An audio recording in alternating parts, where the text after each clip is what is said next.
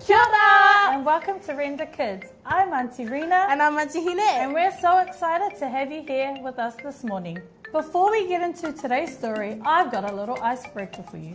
So I'm going to give you 20 seconds to find 4 items. They're going to come up on the screen. Not yet, but they'll come up on the screen. And like I said, you've got 20 seconds to find these 4 items. Okay? On your marks, get set, and go!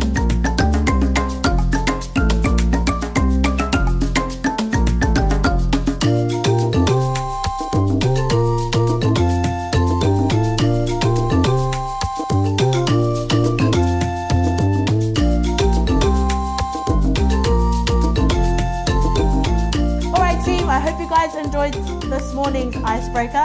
Today we're going to dive into a story from Exodus talking about a man named Moses. So let's check out what God's word has for us this morning. Do you remember how the Israelites were once slaves in Egypt? Oh, yes. It was a really hard time for God's people. It was. But as God often did, he had a plan to help his people. And this time, it started with Moses. Oh, I know him. Moses was the baby that grew up in Pharaoh's palace, even though he was an Israelite. You remembered. Moses was living in Pharaoh's palace of plenty.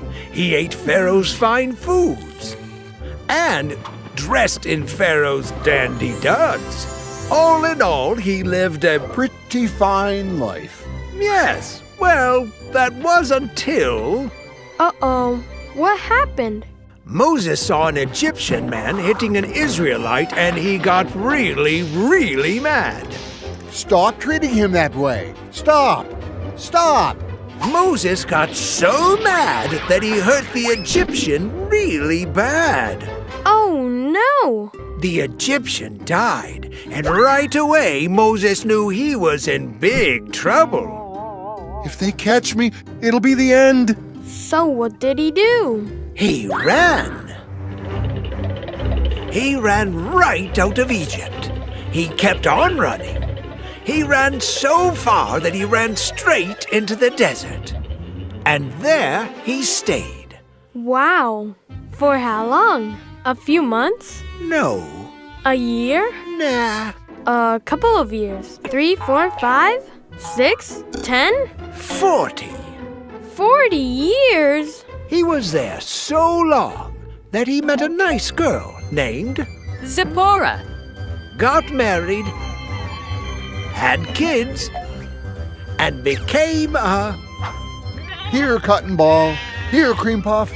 Here, lamby wamby. A shepherd? Right. And although Moses didn't have all the fancy stuff from his old life, his new one was pretty good. At least it was better than going back to Egypt and getting thrown in jail.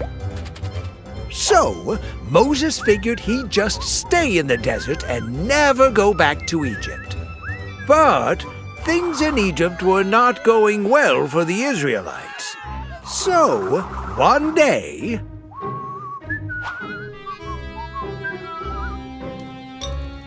Huh? What's that? Moses saw something weird. A bush was burning, but it didn't burn up. What do you mean?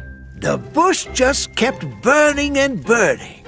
And then, if that wasn't weird enough, Moses. The bush spoke? only it wasn't the bush speaking, it was God. Take off your sandals. You are standing on holy ground. I have heard the cry of the Israelites. It is time to save them and bring them to the land I promised. Well, that sounds like a good idea. I want you to lead them. Well, that sounds just... Excuse me? Go to Pharaoh and tell him to let my people go. Me? Moses went on to explain to God why that was not a very good idea. Although he was important before, he was a nobody now. He wasn't very popular in Egypt after a man had died and it was his fault. Pharaoh wouldn't listen to him and people wouldn't believe him and... I'm not a great public speaker. No. I will go with you.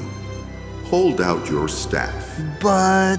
So God turned Moses' staff into a snake. And then back into a staff. Will you do cool stuff like that in front of Pharaoh? Yes, and things even more amazing than that. So, what did Moses do? What could he do? He knew God was calling him to do a special job. He knew God promised to go with him. So, Moses picked up his staff, and he and his family started walking back to Egypt to do what God asked him to do.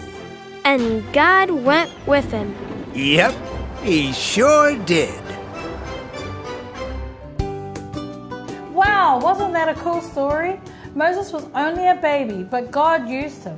And God can use you too. He always has a plan and a reason for who you are and how He's made you. So our challenge for this week is to remember, God's plan, not my plan. Say it with me.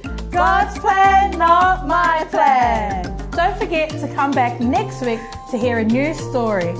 See you next week.